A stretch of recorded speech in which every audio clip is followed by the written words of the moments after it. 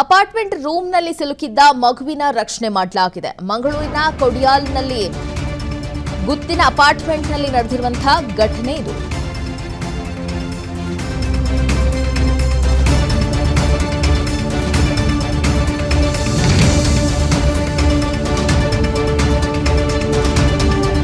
ಹಗ್ಗದ ಸಹಾಯದಿಂದ 4ನೇ ಮಹಡಿಗೆ ಇಳಿದು ಕಾರ್ಯಾಚರಣೆಯನ್ನು ಮಾಡಲಾಗಿದೆ. ಆಟವಾಡುತ್ತಾ ರೂಮ್ ಲಾಕ್ ಮಾಡಿತ್ತು ಮಗು ಕೋಣೆಯೊಳಗೆ ಸಿಲುಕಿದ ಕಾರಣ ಮನೆ ಮಂದಿ ಕೂಡ ಗಾಬರಿಗೊಂಡಿದ್ರು.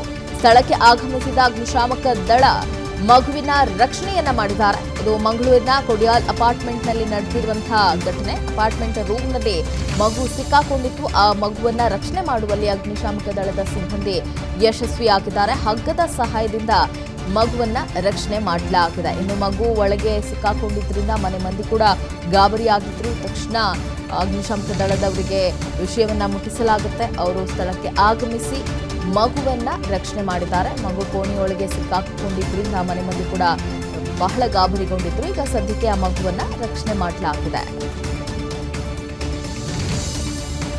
ಈ ಬಗ್ಗೆ ಮತ್ತಷ್ಟು ಡೀಟೇಲ್ಸ್ ಕೊಡ್ತಾರೆ ನಮ್ಮ ಪ್ರತಿನಿಧಿ ರಾಜೇಶ್. ಘಟನೆ ಯಾವಾಗ ನಡೀತು? ರೂಮ್ನೊಳಗೆ ಮಗು ಹೇಗೆ ಲಾಕ್ ಆಯ್ತು? ಏನು ಮಗು ಆಟ ಆಡ್ತಿದ್ದ ಸಂದರ್ಭದಲ್ಲಿ ಏನು ಆಟೋಮೆಟಿಕ್ ಲಾಕಿಂಗ್ ಸಿಸ್ಟಮ್ ಅಂತ ಏನು ಬಾಗಿಲು ಇರ್ತದೆ. ಬಾಗಿಲನ್ನ ಅದು ಮಗು ಬಾಗಿಲು ಮುಚ್ಚಿದ ತಕ್ಷಣ ಬಾಗಿಲು ಲಾಕ್ ಆಗ್ತದೆ. ಲಾಕ್ ಆದ್ಮೇಲೆ ಆ ಮಗುವಿಗೆ ಅದನ್ನು ಹೇಗೆ ತೆಗಿಬೇಕು ಅಂತ ಗೊತ್ತಿರುವುದಿಲ್ಲ ಮತ್ತು ಹೊರಗಿಂದ ಅದನ್ನು ತೆಗೆಯುವಂತ ಯಾವುದೇ ವ್ಯವಸ್ಥೆಗಳು ಇರುವುದಿಲ್ಲ. ಹೀಗಾಗಿ ಆ ಮನೆಯವರು ಕೂಡ ಒಂದು ಆತಂಕಕ್ಕೆ ಒಳಗಾಗಿದ್ರು. ಆತಂಕಕ್ಕೆ ಒಳಗಾಗಿ ಆ ಅಕ್ಕಪಕ್ಕದವರನ್ನೆಲ್ಲ ಕರೆದ್ರು ಕೂಡ ಯಾರಿಂದಲೂ ಕೂಡ ಬಾಗಿಲನ್ನು ತೆಗಿಲಿಕ್ಕೆ ಸಾಧ್ಯ ಆಗುದಿಲ್ಲ. ಹಾಗಾಗಿ ಆ ತಕ್ಷಣ ಏನು ಅಗ್ನಿಶಾಮಕ ದಳದವರಿಗೆ ಫೋನ್ ಮಾಡ್ತಾರೆ. ಒಳಗಡೆ ಮಗು ಕೂಡ ಗಾಬರಿಯಾಗಿ ಅಳ್ತಾ ಇರ್ತದೆ. ಈ ಒಂದು ಸಂದರ್ಭದಲ್ಲಿ ಅಗ್ನಿಶಾಮಕ ದಳದವರು ಮೊದಲಿಗೆ ಬಾಗಿಲನ್ನ ಒಡೆಯುವಂತ ಒಂದು ಪ್ಲಾನ್ ಅನ್ನ ಮಾಡ್ತಾರೆ.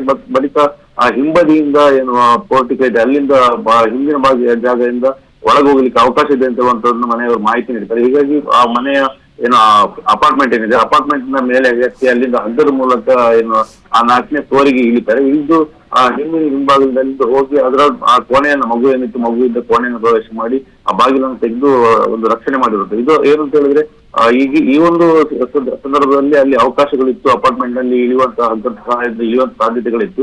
ಆದ್ರೆ ಮಕ್ಕಳನ್ನ ಯಾವಾಗಲೂ ಒಂದು ಇಂತಹ ವ್ಯವಸ್ಥೆಗಳಿರುವಂತ ರೂಮ್ನಲ್ಲಿ ಎಚ್ಚರಿಕೆಯಿಂದ ಇರಬೇಕು ಅನ್ನುವಂಥಕ್ಕೆ ಈ ಒಂದು ಘಟನೆ ನಿದರ್ಶನ ಆಗಿದೆ ಅಷ್ಟೇ. Thank you Rajesh.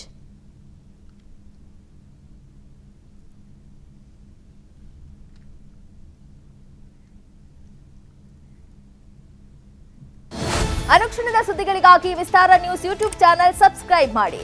ಹೊಸ ಸುದ್ದಿಗಳ ನೋಟಿಫಿಕೇಶನ್ಗಾಗಿ ಬೆಲ್ ಐಕಾನ್ ಕ್ಲಿಕ್ ಮಾಡಿ. ಲೇಟೆಸ್ಟ್ ಅಪ್ಡೇಟ್ಸ್ಗಾಗಿ www.vistaranews.com ವೆಬ್ಸೈಟ್ಗೆ ವಿಸಿಟ್ ಮಾಡಿ.